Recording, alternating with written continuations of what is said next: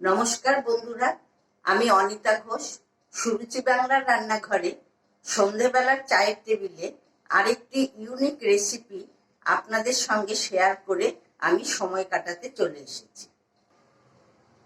আসুন, আমি আর দেরি না করে রেসিপিটি শেয়ার করতে চলে যাচ্ছি। ভিডিওটি আপনারা প্রথম থেকে শেষ পর্যন্ত দেখতে থাকুন।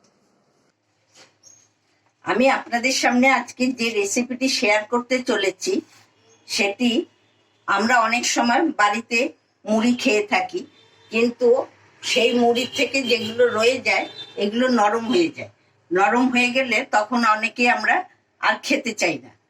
আজকে আমি সন্ধ্যের চায়ের টেবিলে ভাবলাম যে চায়ের সঙ্গে নরম মুড়িগুলো দিয়ে একটি পকোড়া বানিয়ে দেখি খেতে কেমন লাগে। এটি আপনাদের সঙ্গে আজকে আমি শেয়ার করতে চলেছি। এখানে আমি 2 বাটি মুড়ি নিলাম। আগে 1 বাটি দিলাম, এবারে আরেক বাটি দিচ্ছি। মোট 2 বাটি মুড়ি আমি নিলাম। আমার 2 বাটি মুড়ির মতনই মুড়িগুলো নরম হয়েছিল, তাই আমি এগুলো দিয়ে আজকে পকোড়া বানাচ্ছি।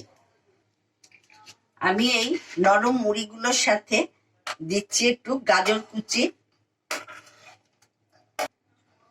দিচ্ছি পেঁয়াজ কুচি, দিচ্ছি কাঁচা লঙ্কা কুচি, ঝালটা আপনারা বুঝে দেবেন, দিচ্ছি ধনেপাতা কুচি, দিচ্ছি আদা গুঁড়ো। এতে আপনারা আদা কুচিও দিতে পারেন, কিন্তু আজকে আমার কাছে আদা নেই বলে আমি আদা গুঁড়োটাই ব্যবহার করলাম। দিচ্ছি সামান্য হলুদ গুঁড়ো, সামান্য একটু চিলি ফ্লেক্স। ঝালটা আপনারা যে যেমন খান সেভাবেই দেবেন। দিচ্ছি লবণ, আর দিচ্ছি 2 চামচের মতো চালের গুঁড়ি। চালের গুঁড়িটা দিলে বড়াটা একটু মচমচে হবে। মুড়িটা নরম, এই জন্য আমি চালের গুঁড়িটা ব্যবহার করলাম। একটু ভাজা মশলার গুঁড়ো দিচ্ছি। এতে আপনারা চাট মশলাও দিতে পারেন, আমি বাড়িতে ভাজা মশলার গুঁড়োটা তৈরি করে নিয়েছিলাম। আর দিচ্ছি গোলমরিচ গুঁড়ো।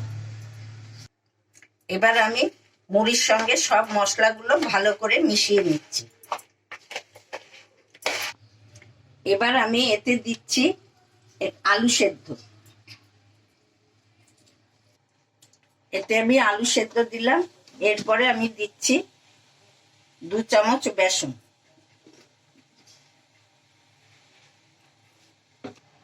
এবার আমি এটা ভালো করে চেপে চেপে মেখে নিচ্ছি।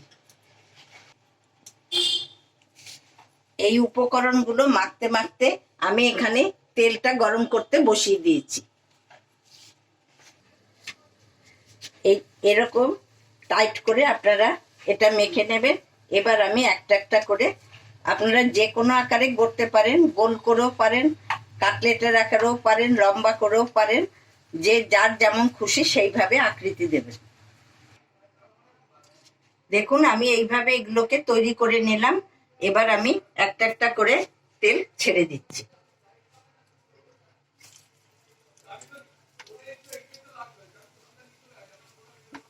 গ্যাসের আঁচটা একটু মিডিয়ামে রাখবেন।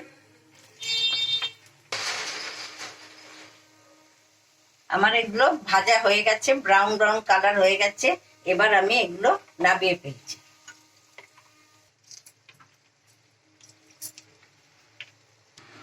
পকোড়া আমার রেডি হয়ে গেছে। দেখুন, দেখতেই কত সুন্দর লাগছে, খেতে না কত টেস্টি হবে। ফেলে দেওয়া মুড়িগুলো দিয়ে এত সুন্দর যে পকোড়া বানানো যায় আমি অবশ্য আগে বুঝতে পারিনি। আজকেই আমি প্রথম বানালাম। আপনারাও বাড়িতে একবার বানিয়ে দেখবেন, খুবই ভালো লাগবে। আপনারাও এভাবে একবার বাড়িতে বানিয়ে খেয়ে দেখবেন, চায়ের সঙ্গে খুবই ভালো লাগবে।